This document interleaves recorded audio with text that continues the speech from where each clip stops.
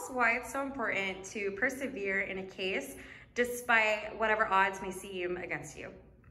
Sure. Well, I mean, it's part of our job to represent our clients and get good results, and we tend to do that. We try to do it as often as possible, and I think our track record is pretty good there. But sometimes you get run into a case where there's just a roadblock or just a dead end. It can be very frustrating for the client and for you. You feel like you've done all you can, but the law's not on your side, or the circumstances aren't, and it can be deflating. But ultimately, we have clients that we're responsible for and we need to advocate for. And so, even if you feel like it's not going the way you want it, or you feel frustrated at times, ultimately you have to put yourself in those clients' shoes and just try everything you can for them.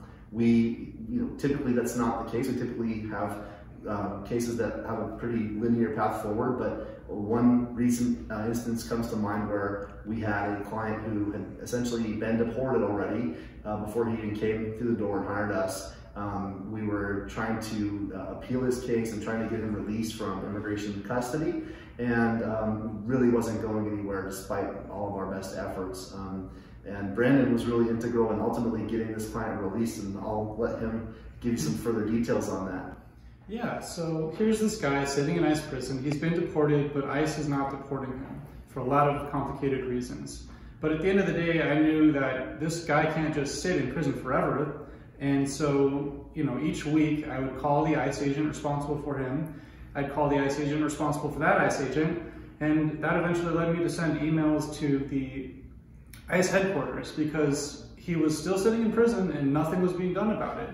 And when it comes to releasing a prisoner from ICE detention, it a lot of times comes down to the discretion of whatever officer has authority over that detainee.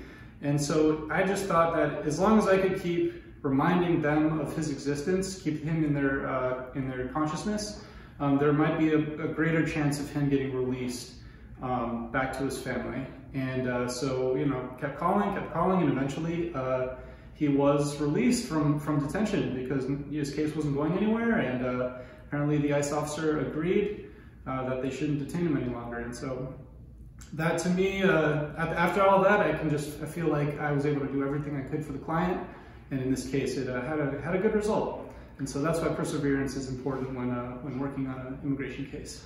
And if I could chime in too, this what Brandon was able to do happened after we had already secured him a bond, and the bond was just an amount that was so high that the family couldn't pay. And so at that point, a lot of other attorneys or paralegals or organizations may say, well, we did our part. We're sorry, that's as far as it goes. And at that point, Brandon really didn't have to continue to pursue further, but he did. And ultimately, the client was released on order of supervision with no bond. So by Brandon's persistence, we saved the client's family a ton of money, a ton of resources. So it was a really awesome result. I was really happy about it, and I'm proud of Brandon for persisting. Excellent job, guys. Thank you so much for sharing with us. Sure thing. Thank you. Thank you.